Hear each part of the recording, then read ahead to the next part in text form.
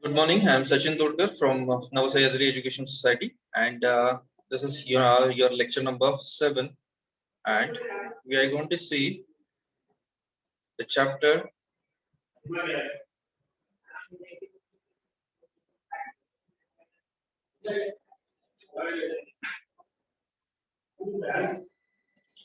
block diagram representation. And in this, we are going to see the open and closed loop control system in this particular lecture. My name is Sachin Todkar, as I've told you.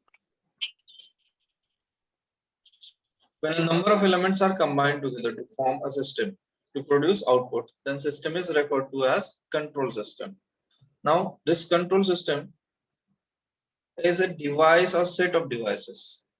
You can say just like air conditioning system is a device or number of set of devices that manages, directs, and regulates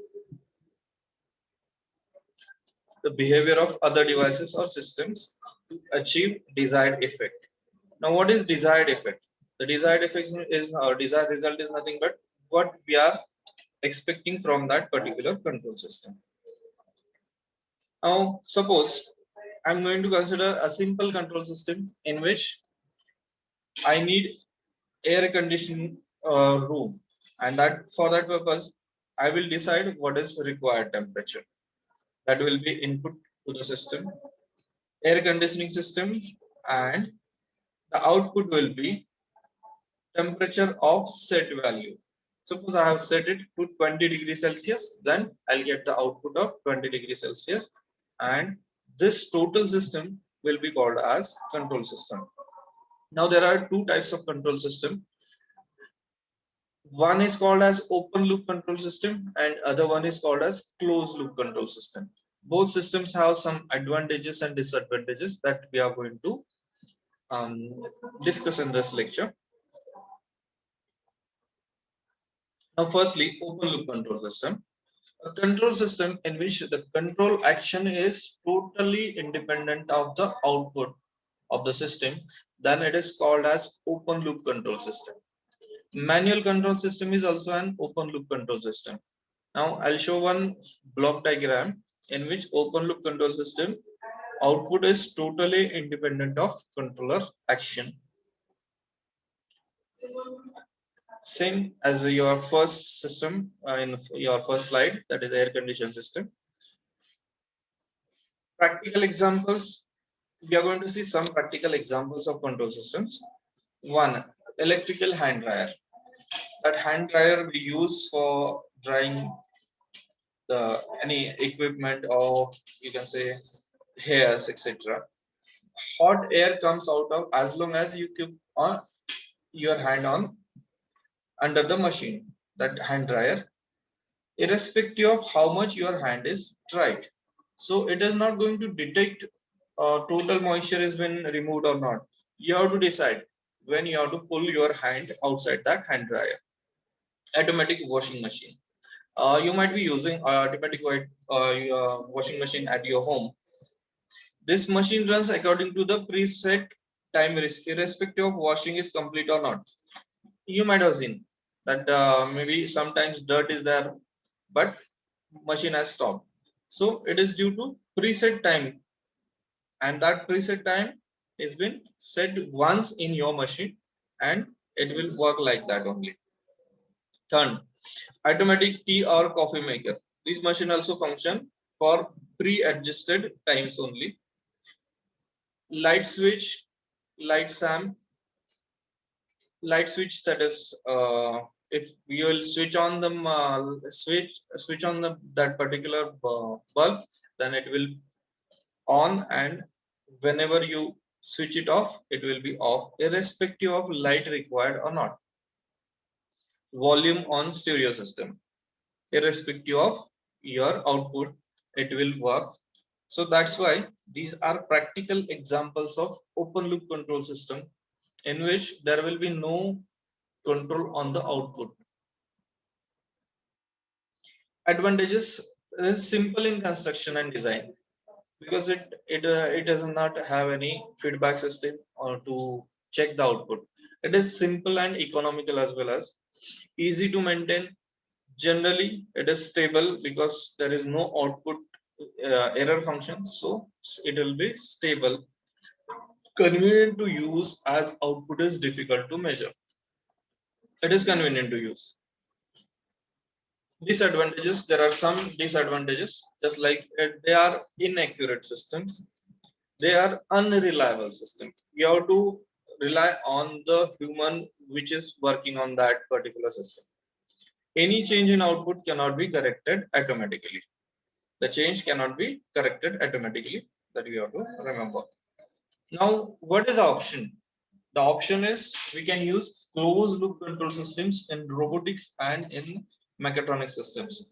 You might have seen CNC machines, CNC milling and CNC lathe machines in our campus that are working on closed loop control system.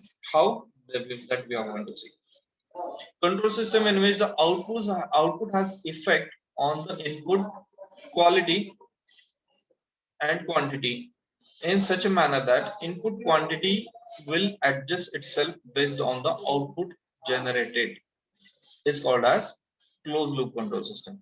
The simple wording, the input quantity will adjust itself based on the output generated. Means there will be a feedback loop system which will detect the error in output required, desired output, and then it will change accordingly.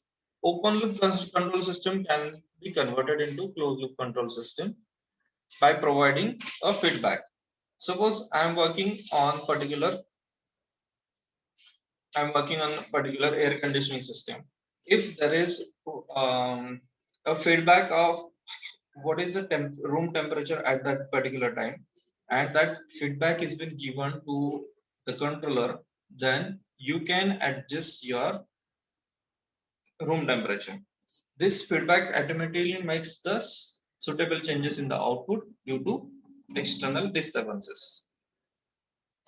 In this way, closed loop control system is called as automatic control system. So automation, some sort of automation will come in that particular closed loop control system. So the block diagram is like this. Input, there will be a controller, there will be one processor, output will be there. If there is any error, then that output feedback will be taken and it will be given to the summing junction to change the controller inputs and to regulate the process and to get the desired output. Practical examples, some examples of closed loop control system if you will see, then you will get to know how they works. Automatic electric iron. There is heating element and it is controlled by output temperature of the iron. When it is overheated, your electrical current will be switched off, and when it again goes down that temperature, then it restarts. Second, servo voltage stabilizer. The voltage controller operates depending upon output voltage of the system. Water level controllers. Water level controllers are everywhere in right now in the apartments. That is, input water is controlled by water level of the reservoir. There is on off or cut off system when the total tank is full, and it is on system when the total tank is dry. Missile launched and auto tracked by the radar. This is a practical example. An air conditioner that it functions depending upon the temperature of the room. Cooling system in the car. It operates depending upon the temperature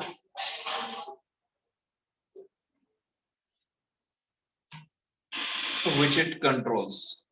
So these are some practical examples.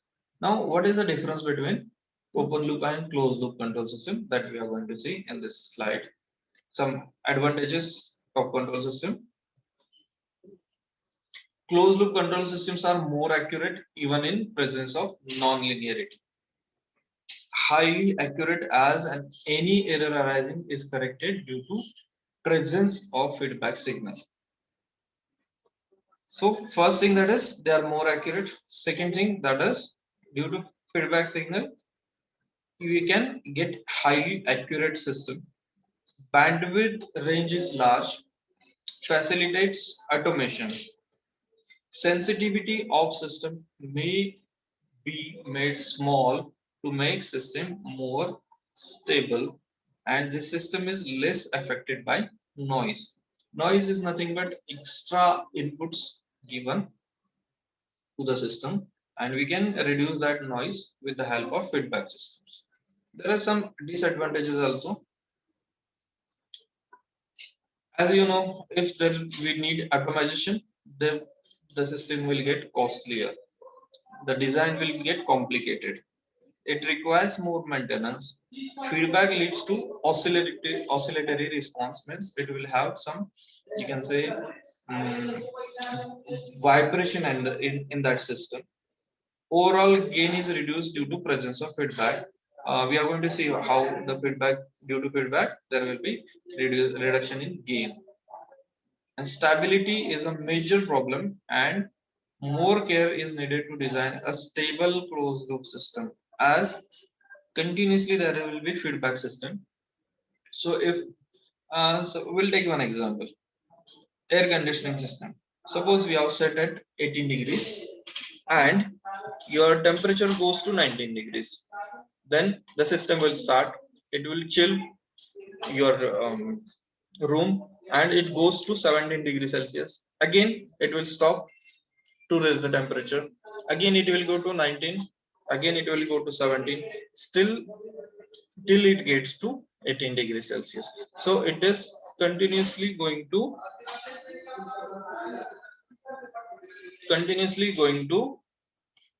fluctuate due to the particular feedback system. So this is one disadvantage of closed loop control system. But we are going to use closed loop control systems only in mechatronics because they give good automation. Now what is this feedback loop? We are going to see in detail. It is common and powerful tool when designing a control system. Feedback loop is a tool which take the system output into consideration and enables the system to adjust its performance to meet a desired result of the system. Okay, so it is powerful tool of designing a control system, because if we'll get output feedback, then only we can change the system to get the desired output. In control system, output is affected due to change in environmental conditions or any kind of disturbances.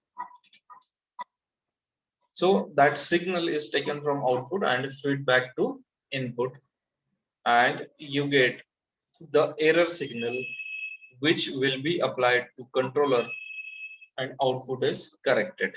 Okay, this type of systems are called as feedback system. I'll show the figure so you'll get the actual idea of that feedback system. So this is actuated signal, controller element, plant, controller variable, and you will get feedback element here. So again, it may be plus or minus. Just now I have told you, if it is more than your desired output, you have to switch off that machine. If it is less than, you have to switch on that machine. So that kind of things will be acted in this. Now, what is the effect of feedback? This is a block diagram process. Always remember G is forward path gain. So that's why it is a gain. So that's why it is G. H is called as feedback. C is output. R is input. And E is called as error signal. And B here it is feedback signal. In this case, error between system input and system output is reduced. System gain is reduced by factor 1 upon 1 plus or minus GH, that we are going to see in block diagrams actually. Improvement in sensitivity, stability gets affected, and improve the speed of response due to feedback. Now this is comparison. This may be asked in your exam. So a comparison between closed loop and open loop control system. Here in open loop control system, just now we have seen that there is no feedback element, but in closed loop there is feedback element. An error detector is not present. Here it is error detector is present. Open loop control system is stable one because we are going to on it or off it. But in case of closed loop system, the error signal will decide how frequently you have to on off that system. So the system becomes unstable. In open loop, it is easy to construct. For closed loop, it is complicated construction. Open loop is economical, closed loop is costlier system. Open loop is having small bandwidth, and here it is having large bandwidth. As it is no error signal is there, so it can be called as inaccurate system. Closed loop is completely accurate system, but that's why here it is less maintenance, and in closed loop you will get more maintenance is required, as you cannot predict the output. This system is called as unreliable, and closed loop control system is a reliable one. We have seen the examples: hand dryer, tea maker, yes, servo voltage stabilizer, and perspiration. So these are the some comparison factors. Transfer function. Now, how we are going to decide the transfer function? Because we know the input of the system, gain of the system, and output of the system. This relation between output upon input is, you can say, change in from time domain to space domain, S domain, by Laplace transform. You have to study these Laplace transform, and some examples in chapter number 3, 4, 5, 6. In this chapter, we are going to see how to reduce that block diagram system into one transfer function. The transfer function is defined as the Laplace transform of output variable to Laplace transform of input variable, assuming all initial conditions to be 0. Don't worry right now. Right now, we need to see some block diagram reduction rules, and in next chapter, we are going to see some numericals, etc. Now, the procedure for determining the transfer function. Firstly, we form the equation of the system. Now, we take Laplace transform of the system, assuming initial conditions 0, specifying system output and input.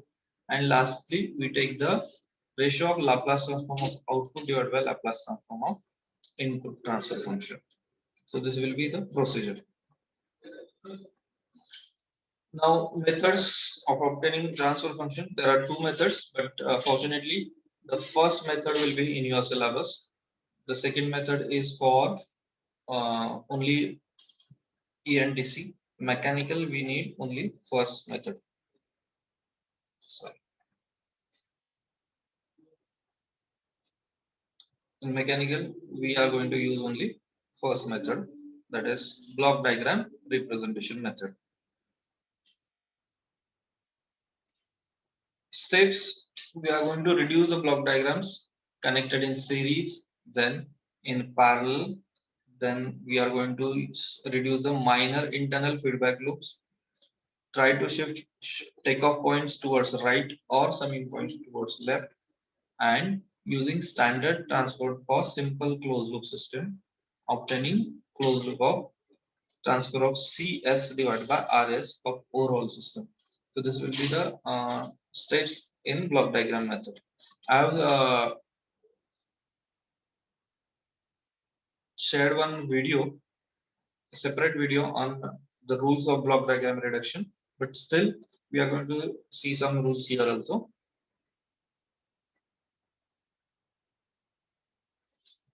This point is called as, these are functional blocks in system. These points are called as summing. So in this point, we are going to get 1, 2, 3 variables. They are coming, our signals coming at one junction, that is called as summing point. So the output will be simple algebraic sum. Here it is negative sign, so ys is here shown in negative direction. These are some examples of summing junctions. Take up points. If I am taking off any signal, then this point is called as take up point. When we need to apply one or more same input to more than one blocks, we use take up point. Okay, so same input is to be applied here and same input is to be applied here. That's why we have taken here take off point. Cascade blocks. So if there are number of blocks in series, then they are called as cascade blocks. Parallel blocks. There are number of blocks in parallel configuration, then they are called as parallel blocks. Now some rules for block diagram reduction. Right now we are going to see only the rules, but in next lecture we are going to solve some numericals based on this. So you have to study properly the rules of block diagram reduction, so you'll get to know how we are going to solve the numericals tomorrow.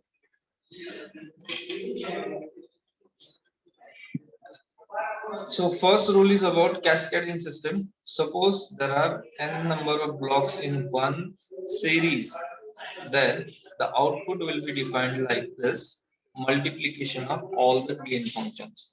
So G1s, G2s, G3s, G4s, all these are gain functions. So we are going to multiply them in cascading system. When same input signal is applied to different blocks, then we are going to add these three: G1 plus G2 plus G3, this 1, 2, 3 actually. And so we have to remember, when there is cascading, multiplication; when there is parallel blocks, then addition is there.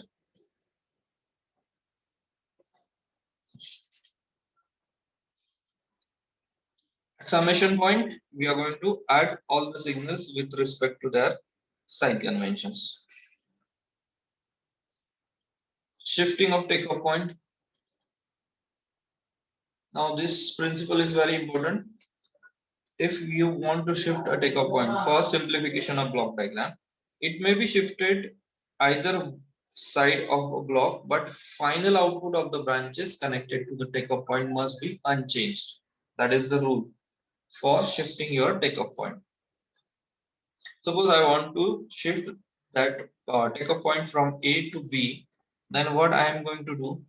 I am going to divide by this particular junctions, G1 function, and it will be shown like this: 1 upon GS. So if I'm shifting my takeoff point from left to right, I will introduce 1 upon GS in the system. If I want to shift this point on this side, then I'm going to introduce multiplied by GS. So the output will be same. That we have to remember. We don't have to, we cannot change our output of that particular system by merely shifting. So this rule is, you can say, difficult to understand, but if you practice it, you'll get to know this is also very easy to implement. It is difficult to understand, but easy to implement. You have to remember.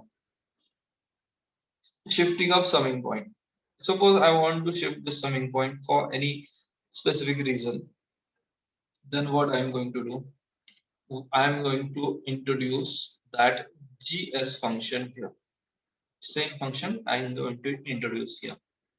So the output will be same. I don't have to change the output. And vice versa. I want to change this summing junction from right to left. In that case, I will introduce 1 upon GS. So again, I'll run the slide number 19 and 20. In this case, you'll get to know if I want to shift takeoff point from one side to another side, from left to right, I have introduced 1 upon GS here. From right to left, GS. In summing junction, it is completely opposite. From left to right, I have introduced GS, and right to left, I have introduced 1 upon GS. So this is vice versa, summing junction and takeoff point that we have to remember.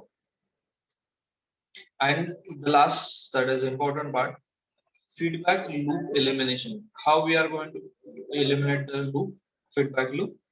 If this is gain function, this is feedback function, then I will write GS upon, here see the symbols properly.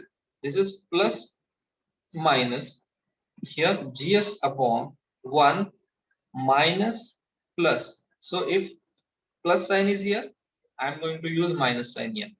If minus sign is here, I'm going to use plus sign, and multiplication of GS and HS. This is very much important because in each and every system of your feedback loop block diagram reduction, you will find a feedback loop in that. So you have to reduce feedback functions in each and every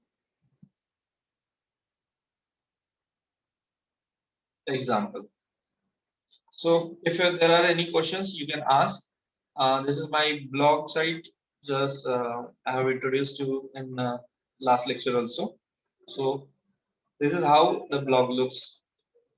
You can check all the notes, and on YouTube channel you are going to get all the videos of lectures also. So this is Sachit Tolkar signing out. Till we meet again tomorrow morning itself.